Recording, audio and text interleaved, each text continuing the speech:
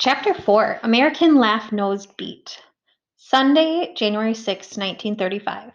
The next morning, when I get up, I'm happy to find my father at the table reading the paper. I can feel how pleased he is to see me. This isn't something you can fake. Hey, he says. My mother is checking my sister's suitcase. I can't believe she's going today. I thought it was a week away at least. Nat has the kitchen chair pulled into the living room, wedged between three crates. Hey, Natalie, the sun get up okay this morning? I ask like I do every morning. She never answers, which used to really bug me. I hate being the brother of a stone. One day last year, I got so mad, I just walked right by her, didn't say anything, not one word. That day, after I left for school, my mom said Natalie sat outside my room and cried for 2 straight hours. Natalie isn't a crier, she's a screamer. You never see her cry for plain old hurt. I'd say my mom made it all up, but she didn't know I'd snubbed Natalie. My mom had no idea why Natalie had cried. Now I ask Natalie about the sun every morning, and it only bothers me a little when she doesn't answer. So, what would you like for breakfast on this very special day? My mother asks her. Lemon cake, Natalie says. She says this every day, too. And every day my mom says, Silly sweet pea, you can't have lemon cake for breakfast.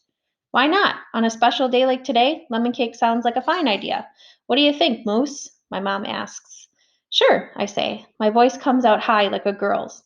I never know whether I'm going to sound like Mickey Mouse or the giant on top of the beanstalk.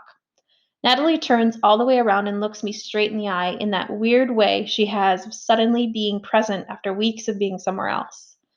Don't look at me. This wasn't my idea. If it were up to me, we'd be in Santa Monica right this very minute, I say under my breath. My father reads Natalie headlines from the newspaper, adding numbers to every one.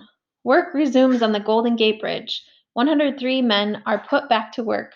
2 quit, 7 scratch their heads, 5 have their feet up, 2 eat sausages for supper, 3 do not. Breakfast, my mom calls.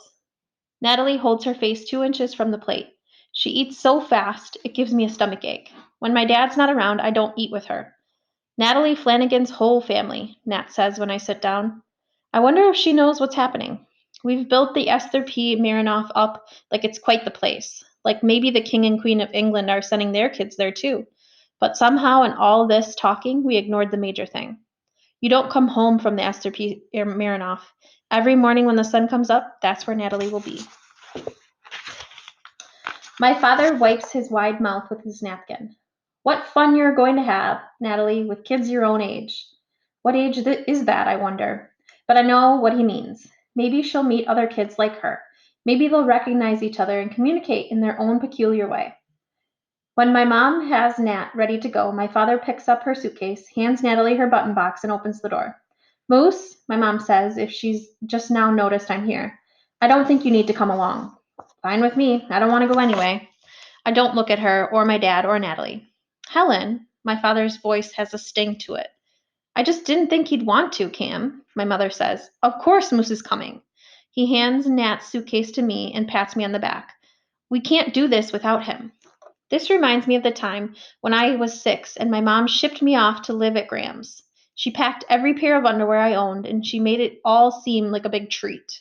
When we got there, my Gram had an awful scowl on her face. She gave me a big hug and glared at my mother like I'd never seen her do. When my mom left, I heard Graham and Ed talking. Some cockamamie psychiatrist decides that problem is Natalie doesn't get enough attention and Helen ships him off. Our Matthew. I'm happy as a pig in mud to have him here, but it's a darn fool thing. What child doesn't have a brother or sister? Half the world has 7 or 8. Having a brother didn't make Natalie the way she is.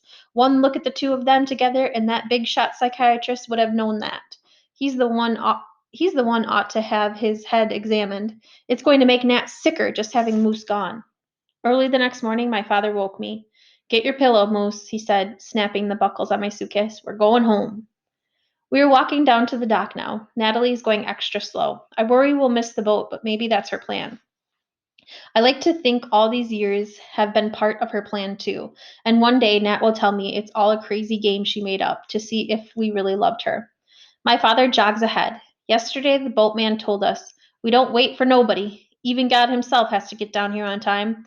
But somehow the big ex-Army steamship called the Frank M. Cokes is still there. My mother walks through the snitch box, a metal detector designed to make sure no one is bringing guns on the island. This new school is a good opportunity for you, Natalie, my mother tells her as I watch the boat guy unwind a rope as thick as my arm from the cleat. You are such a lucky girl to have this chance. Natalie says nothing. Her eyes are trained on a gull wiggling a potato chip out from the wood slat bench. I look up at another bird high in the blue sky, and another skimming low over the green blue sea. My father has a book with him, McGregor's Illustrated Animal Book. He's brought it because it has a good index. Nothing pleases Natalie more than having him read the index of a book to her. American leaf-nosed bat, page 48, my father reads. American quail, page 232. American spiny rat, page 188. Tons of gulls are flying above our boat. We watch them, Natalie and I. Natalie is rocking more than usual, but it doesn't look out of place here. The boat rocks anyway. I count 229 birds, I say, pointing at the gulls. Bad moose, Natalie says. 9 birds. 9. I smile at her. I count 47 people on the deck. Bad moose. 11 people. 11. Natalie loves catching my mistakes. Once when I was 7 or 8, she started bringing books to me, big old ones like the dictionary and the encyclopedia. She'd turn to the back and plunk the book on my lap. I couldn't figure out what she wanted. One day, just to get her to go away, I started reading the page she had opened.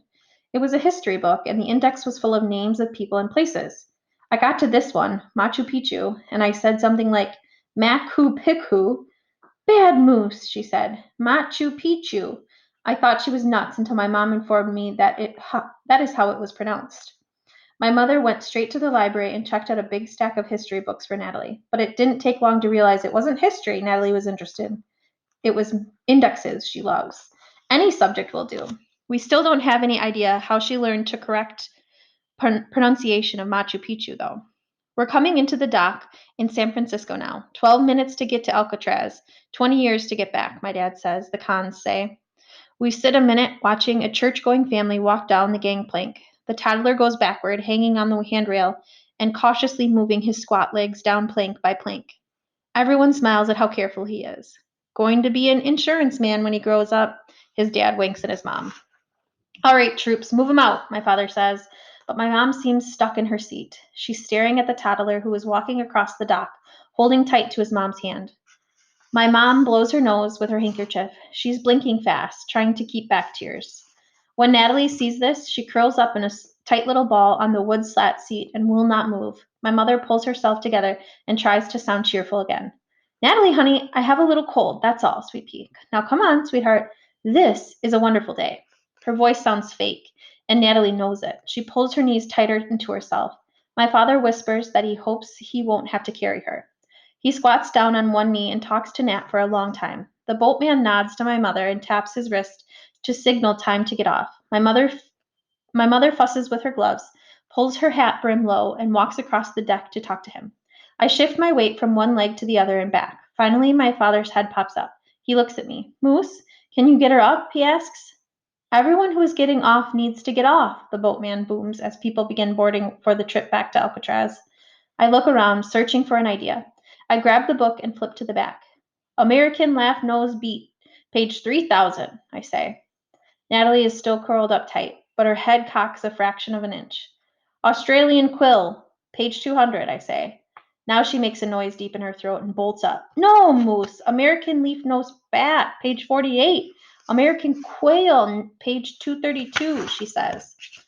I take a step toward the big gangplank. American Spiny Rot, page 18, I say. Bad moose, bad, bad, bad. American Spiny Rat, page 188. She shakes her head, but she is standing now, following me. Step by step, page by page, I get her off the boat. Now my dad has the brown suitcase, my mom is smiling, and Natalie is next to me. She finds my hand. She grips my fingers together so hard it hurts. Natalie has held my hand maybe once before in my whole life.